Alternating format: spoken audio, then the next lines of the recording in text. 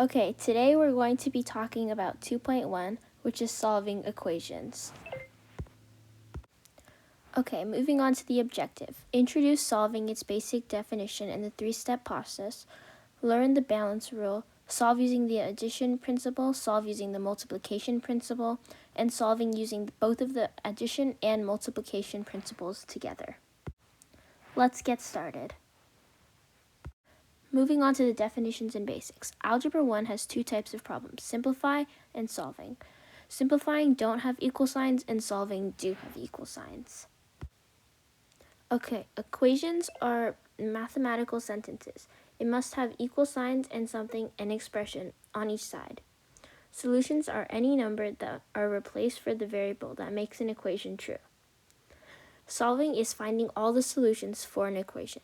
An equivalent equations is a big word or equal for same or for equal or same. Thus, equivalent equations have the same solutions. Okay, how to check for a solution.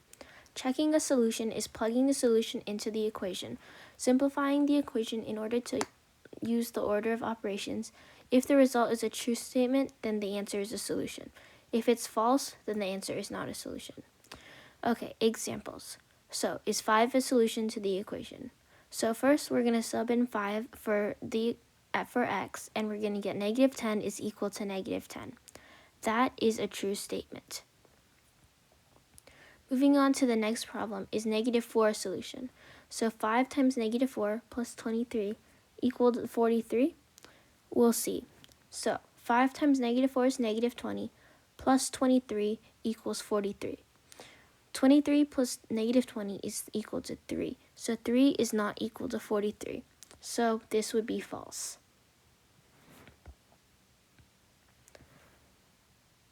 And here, moving on to the answers, true and yes, it's false. The laws and processes. The golden directions are that the three-step processes of solving. The goal is to get x alone. The first step is to simplify. To get rid of fractions, multiply all by the least common denominator. Distribute across the parentheses. Combine like terms and get all x's on the same side. Use the addition principle and multiplication principle. Okay, moving on to the balance rule of solving. Whatever I do to one side of the equal sign, I must do to the exact same to the other side to maintain equality. Here are just a couple examples of how the balance rule works in arithmetic. If you multiply one side by 2, you multiply the other side by 2. If you subtract 4 from one side, you subtract 4 from the other side.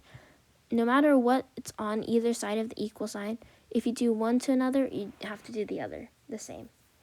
So the addition principle is inspired by the balance rule. To get x alone, you must identify who is being added or subtracted to your variable. Do the opposite operations to both sides of the equation. Here's an example. So, x plus 5 is equal to 15. We're going to subtract 5 from both sides, and we're going to get x is equal to 10. Now, we plug it back in, and we get 10 plus 5 is equal to 15. That is correct, and 15 is equal to 15. So there is our answer.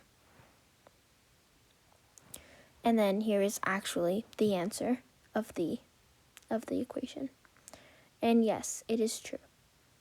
So our next example is negative 3/4 plus x equals 5/8. We're going to add 3/4 to each side, and x is going to be 5/8 plus 3/4. We're going to multiply 3/4 by 2 to get the common denominator, and we're going to get 6/8 plus 5/8. That is going to be equal to 11/8. And there's our answer.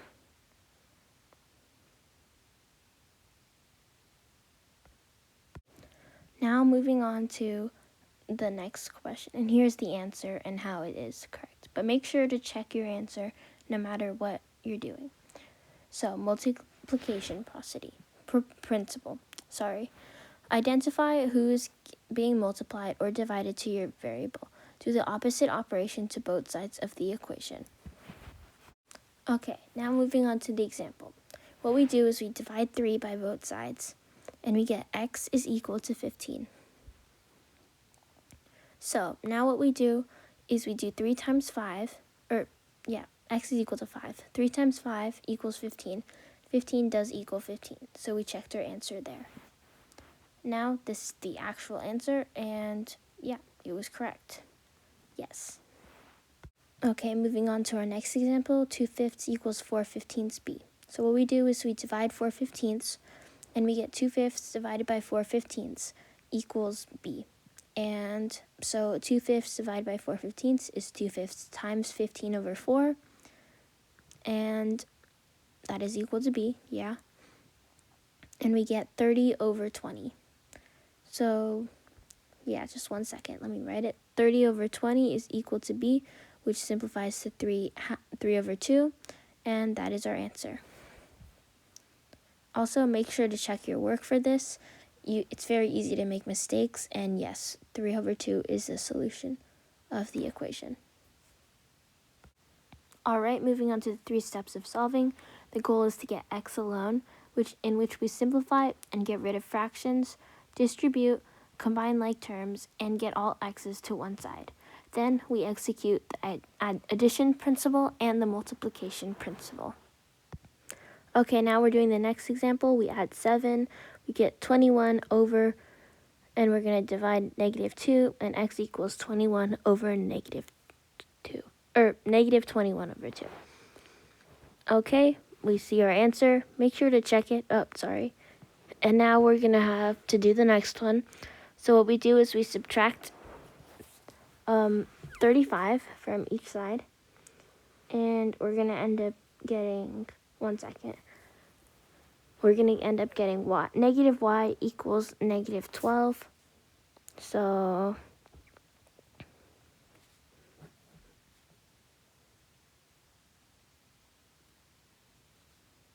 we divide -1, and y equals 12. And make sure to check your answers, because you might get it wrong, and you always want to make sure you have the right answer. And thank you for watching.